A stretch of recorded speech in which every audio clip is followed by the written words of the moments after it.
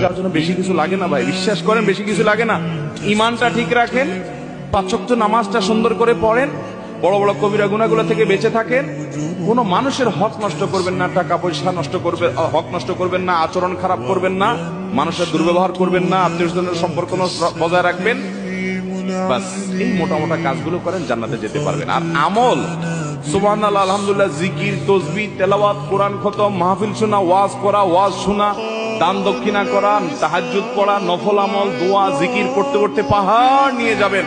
মানুষের হক নষ্ট করছেন, এই সমস্ত আমল আপনার থেকে নিয়ে নেওয়া হবে কিয়ামতের দিন। নবী সাল্লাল্লাহু আলাইহি ওয়াসাল্লাম বলেছেন ভিখারি হয়ে যাবেন আপনি, কারণ যে মানুষের হকের জন্য সব দিতে আপনি খালি হাতে জাহান্নামে যেতে হবে। এজন্য মানুষের হক কখনো নষ্ট করব, প্রতিজ্ঞা করব তো ইনশাআল্লাহ, কোনদিন মানুষের হক নষ্ট করব না, বোনের হক নষ্ট করব না, ফুফুর হক নষ্ট করব না। আপনার বাপ চাচারা আপনার ফুফুর হক দেয় নাই, এরকম অনেকে আছেন না নাই?